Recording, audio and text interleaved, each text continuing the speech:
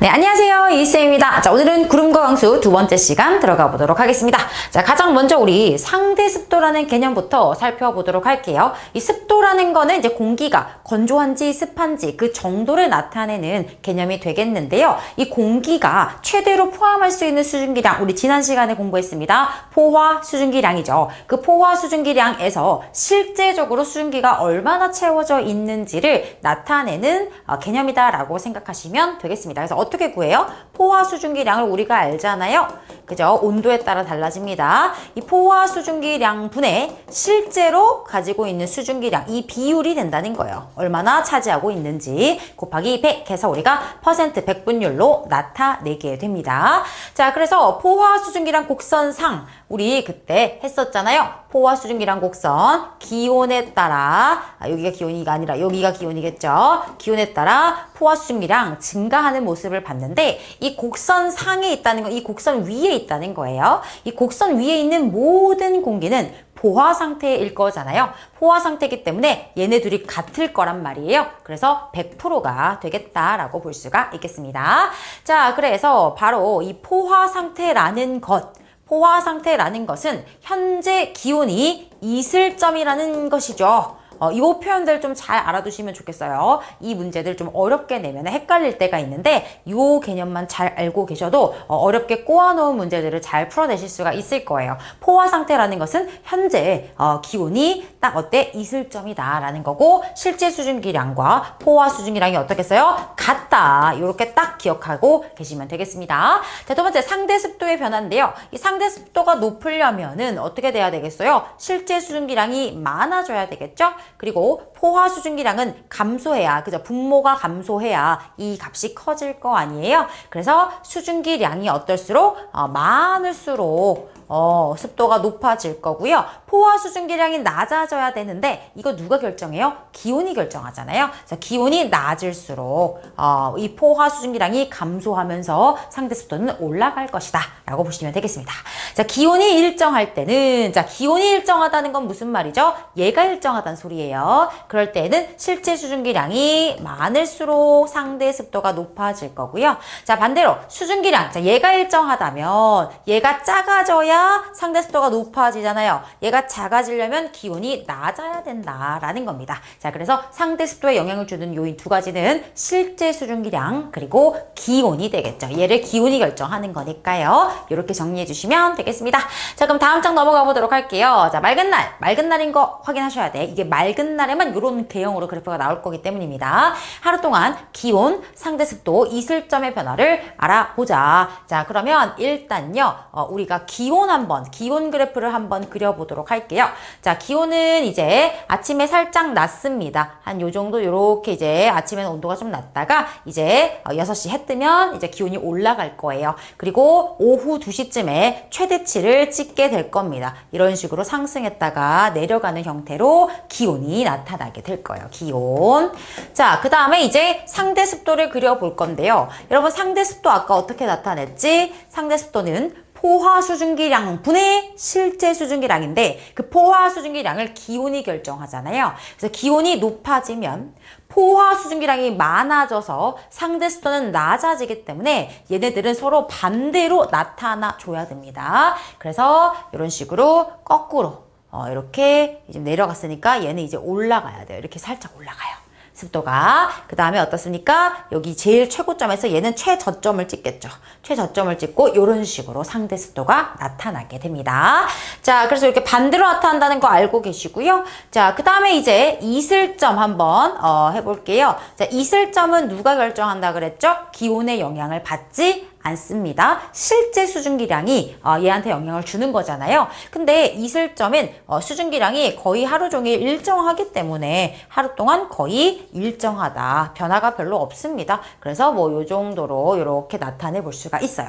그래서 이 그래프를 주어지면서 어떻게 A, B, C 줘가지고 A, B, C가 누구냐? 왜 반대로 나타나냐? 이런 것들 물어볼 수가 있겠죠. 그래서 같이 알아두시면 되겠고요. 이게 흐린 날은 또 이슬점이 굉장히 높아질 거 아닙니까? 실제 수증기량이 높아지니까요. 그래서 이게 맑은 날에만 이렇게 나타난다라는 거 같이 기억해 주시면 되겠습니다. 자, 그럼 이제 다음 장으로 넘어가서요. 이제 드디어 구름이 생성되는 과정 보도록 하겠습니다. 자, 일단 공기 중의 수증기가 응결을 해서 이 물방울 또는 얼음알갱이가 돼서 하늘에 떠 있는 것을 우리가 구름이라고 한다 이거예요. 그러니까 우리가 구름 하지만 구름의 실제적인 정의는 아마 처음 보신 친구들이 많을 거예요. 근데 구름이 생성 과정을 6단계로 딱 외워야 됩니다. 단계별로 딱딱딱 설명하실 수 있어야 돼요. 자, 첫 번째는 뭐냐? 일단 요게 제일 중요할 텐데 우선 일단 어떤 방식으로든 공기가 상승을 해야 돼요. 공기가 상승을 해야지만 구름이 생길 수 있다라는 거예요. 자, 공기가 상승을 하면 어떻게 되냐? 공기 덩어리가 팽창을 하게 됩니다. 팽창을 하게 돼요. 자, 그런데 이렇게 팽창을 한다는 거는 공기가 이렇게 부피를 늘렸다는 거예요. 그러면 이 기체가 열심히 부피를 늘리기 위해서는 일을 해줘야 되거든요. 근데 얘가 일을 열심히 했잖아. 그치? 그러면은 이 공기 덩어리가 자기가 가지고 있던 에너지를 써서 일을 한 거예요. 그럼 얘는 이제 에너지가 줄어들겠죠? 그래서 어떻게 되냐면 온도가 내려가요. 온도가 내려가요. 다시 한번 얘가 팽창을 했는데 팽창한다는 거는 기체 입장에서 일을 했다는 거거든요. 근데 보통은 이제 열을 받으면 얘가 열 팽창을 한단 말이야. 근데 여기는 열을 안 받고 팽창을 한 거야. 단열 팽창을 한 거야. 오케이? 보통은 열 에너지를 받아가지고 기체가 빰 일을 하는데 단열된 상태에서 팽창을 한 거야. 그럼 어때? 이 기체가 자기가 갖고 있던 에너지를 쓴 거야. 그러니까 에너지가 떨어졌겠지. 기온이 하강한다는 거예요. 이해되셨어요? 이게 나중에 여러분들 고등학교 가셔서 물리를 공부하신다면 연력학에서 다루는 내용인 거예요. 이게 기체가 일을 한다. 그 일의 양 이런 것들 물리원 나중에 물리 하시면 또 공부하게 되실 겁니다. 단열 팽창하면서 에너지를 썼기 때문에 기온이 하강했고요. 기온이 하강하다 보면 어떻게 되죠? 우리 포화수증기랑 곡선 이거에서 내려가다 보면 이제 포화 상태가 도달하는 이슬점에 도달을 하게 되죠. 그럼 이슬점에 도달하면 수증기가 응결하기 시작되면서 구름이 생성된다. 이렇게 6단계로 정리하십니다. 자, 공기 상승, 단열 팽창, 기온 하강. 그러다 보면 이슬점 도달, 응결 시작, 구름 생성. 이렇게 6단계로 정리하셔야 되겠습니다. 자, 공기 덩어리가 상승하면서 어떻게 돼요? 단열 팽창하면서 기온 하강하면서 이제 수증기가 응결하여 생성이 된다라고 보시면 되겠습니다. 자, 그러면 오케이, 공기 상승을 해야 구름이 생성되는 건데 그럼 공기는 언제 상승하냐는 거예요. 언제 상승하냐? 바로 네 가지 경우가 있다. 일단 첫 번째, 지면이 어딘가가 가열이 되는 겁니다. 자, 그럼 여기가 이제 지면이 뜨겁게 가열이 되면은 뜨거운 기체는 뜨게 되어 있어요. 왜 그렇죠? 밀도 때문이죠. 자, 밀도는 우리가 부피분의 질량으로 하잖아요. 질량은 안 변한단 말이야. 근데 여기가 뜨거우면은 열에 의해서 열 팽창하니까 부피가 올라가요. 그 밀도는 낮아져요. 그래서 가벼워져서 상대적으로 가벼워져서 뜨는 거죠. 이거를 우리가 이제 전문적으로 표현을 해보면 뜨거우면 뜬다. 뜨라고 할 수가 있는 거죠. 됐어요? 됐죠? 자, 두 번째는 산 타고 올라가요. 산 타고. 산이 있으면 공기 덩어리가 이동을 하다가 슝 타고 올라가면서 구름이 생성이 될 수가 있겠죠. 자, 그 다음 세 번째는 찬 공기와 따뜻한 공기가 만났어요. 그러면은 찬 공기는 어떻겠어? 아까 밀도가 더 크겠지. 찬 공기는 아래쪽으로 파고들게 되고요. 찬 공기는 아래쪽으로 파고들게 되고요. 따뜻한 공기가 이렇게 상승하게 됩니다. 자, 그 다음에 저기압 중심. 자, 기압이 저기압이면은 어때요? 고기압 쪽에서 공기가 몰려 들어와요. 몰려 들어오면서 이렇게 상승 기류가 생기게 됩니다. 그래서 저기압으로 이렇게 들어오면은 상승 기류 생기게 된다. 이렇게 네 가지도 같이 외워주셔야 됩니다. 그러니까 구름 생성 6단계 플러스 공기가 상승하는 네 가지 경우까지 꼼꼼하게 암기를 해주셔야 되겠습니다. 자, 그 다음에 이제 구름을 분류를 할 건데요. 모양에 따라서 이제 두 종류로 할 수가 있는데 이제 뭉게뭉게 이렇게 생긴 애들, 이런 애들은 이제 저군형 구름인 거죠. 저군형 구름. 이런 애들은 이제 이렇게 상승할 때 급격히 상승하는 경우에 생겨요. 급격히 상승. 공기가 상승할 때 저군형 구름이 생기고요. 두 번째는 이제 층운형. 층운형은 이렇게 얇게 옆으로 이렇게 펴져 있는 이런 애들은 이제 서서히 서서히 상승했을 때 요런 애들이 생기게 됩니다. 그리고 이런 애들은 어때요? 소나기성 비가 내리게 되고요. 얘는 어때요?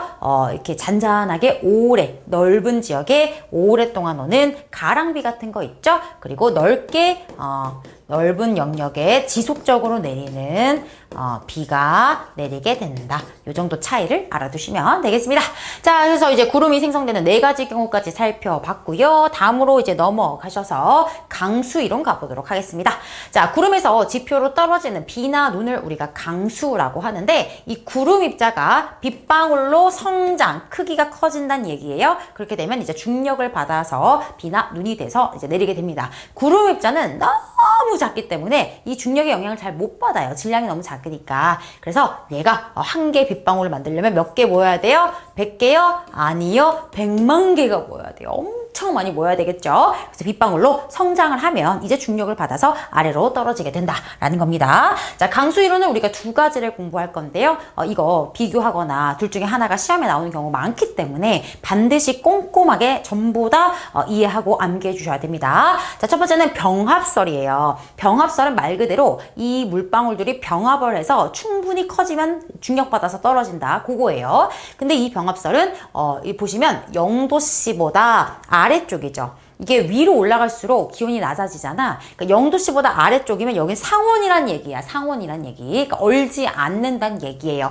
그러니까 더운 지역이란 얘기예요. 그래서 적도지역, 저위도나 열대지방에서 강수를 설명할 때 병합설로 설명할 수가 있습니다. 자, 구름의 구성, 이제 물방울들이 있는 건데요. 이 크고 작은 물방울들이 어떻게 돼요? 병합합니다. 합쳐집니다. 합쳐져서 이제 중력을 받아서 내려올 만큼 충분하게 성장을 하면 비가 된다라는 거고요. 따뜻한 비가 내리게 됩니다.